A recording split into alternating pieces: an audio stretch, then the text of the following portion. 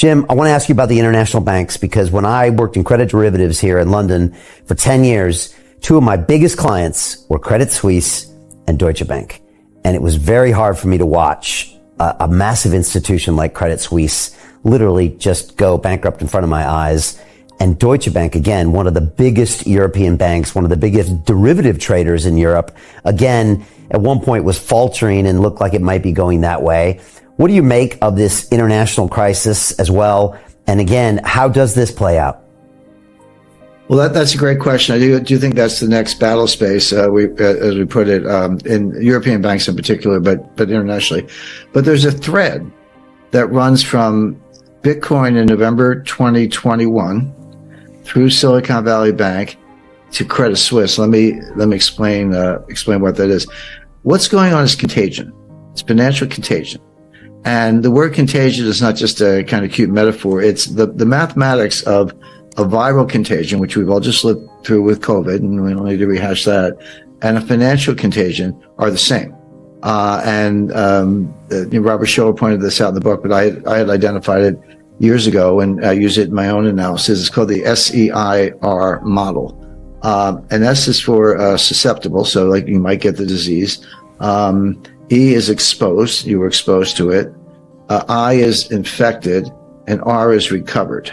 So are you susceptible? Did you actually get exposed? Did you get the disease? And did you recover? They left out dead. I mean, there's recovered is like what's net of people who get it, and some of them die. And there are the banks that get carried off the field. But the math is the same. And so when we look at how disease spreads, financial panic spreads the same way. Now, this panic, you can say it started with Silicon Valley Bank, and that's fair enough. But this goes back to November 2021. That's when the Bitcoin crash began. So between November 2021 and November 2022, Bitcoin fell 70%. It went from about $68,000 to about $15,000. Now, I know it's back. It's up over 25. That's Bitcoin. But that happened. And a lot of people had Bitcoin loans. They had deposits in crypto exchanges that themselves had overinvested in Bitcoin or had leveraged bets on Bitcoin. So you were seeing a crypto crisis. You were seeing a financial crisis in crypto land with Alameda, FTX, of course, that was a fraud, Genesis, Three Arrows. There were and they're still happening. There are a whole series of crypto firms collapsing. And I was watching this, and the question I kept asking myself is, okay, there's a fire in crypto land. They call it the crypto winter shutdown. Does that jump from crypto land to mainstream banking? That was the question I was asking. It's in biology, it's called a zoonotic transfer. Does it go from the bat to the human? Although the Wuhan virus came from a lab, but the idea that there is zoonotic transfer is true. So I said, does this somehow jump from crypto land to mainstream banking? And it did. And the vehicle was not Silicon Valley Bank. It was something called Silvergate Bank. Now, Silvergate Bank announced it was filing for bankruptcy the day before Silicon Valley Bank went down. But what's special about Silvergate Bank? Silvergate Bank was a regular bank. Remember the Federal Reserve System, FDIC insured, but it was completely in crypto. It was financing crypto lenders. It owned crypto, et cetera. And so that was the bridge. That was how the virus jumped from crypto land to mainstream banking. And then Silicon Valley Bank fell right after that. So now, we have, again, we've gone over the kind of capsule history of Silicon Valley Bank and so forth. But now the contagion spreads to Credit Suisse. But let's get in our time machine and go back to 2014. Brisbane, Australia, November 2014. What happened?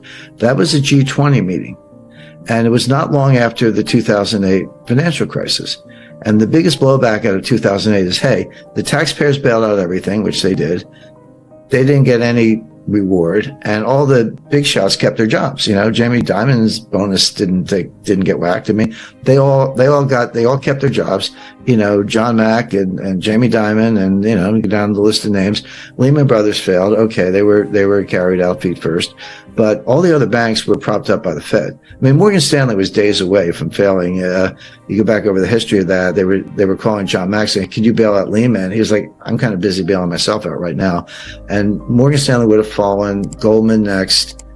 Probably Citi, if JP Morgan was the last guy standing, don't know. But that's what was happening. As I said, they dropped the curtain, truncated it.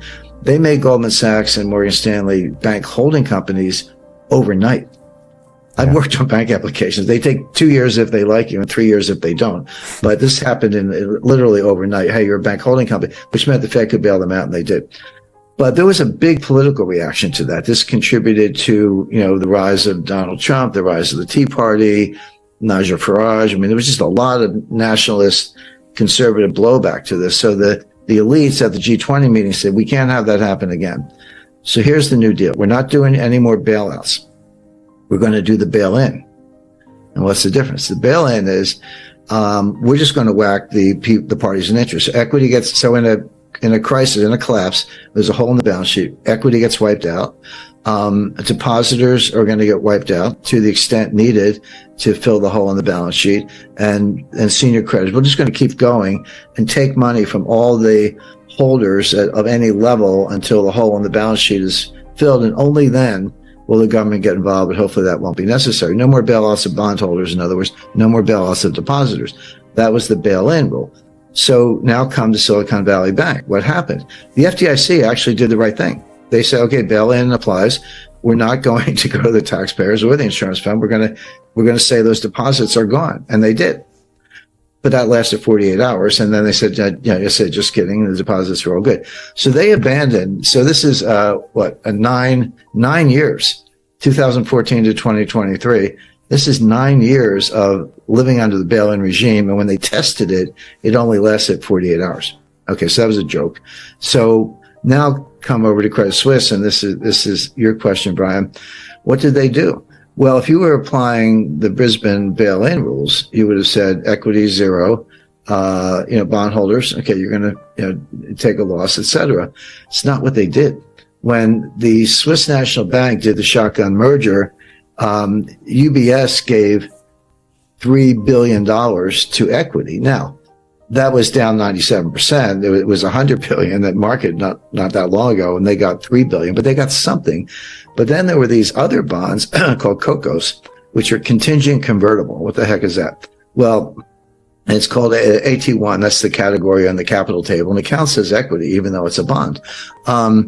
And for regulatory capital purposes. And so the way a contingent convertible works, it's a bond, pays interest, all that good stuff. But if the bank gets into distress, it can flip to equity.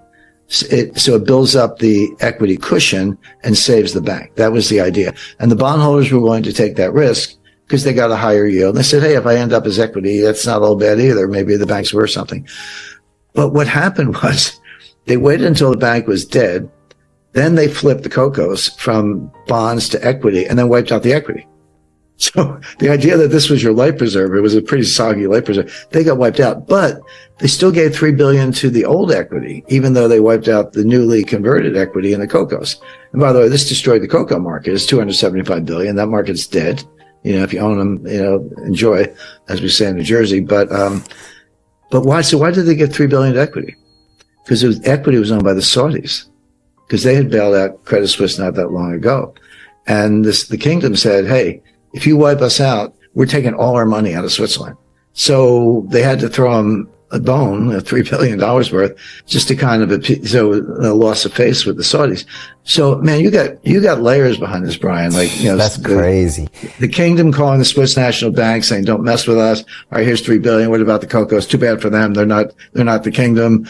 And it was a shotgun wedding, and they patched it together. Hopefully UBS will survive. So Jim Rickards has just recorded a video that's not available to anyone in the public, and he's going to be talking about how this upcoming recession is going to be fast, it's going to be bloody, it's going to be nasty. But at the same time, he's going to show you how you can position yourself to profit from all of this chaos.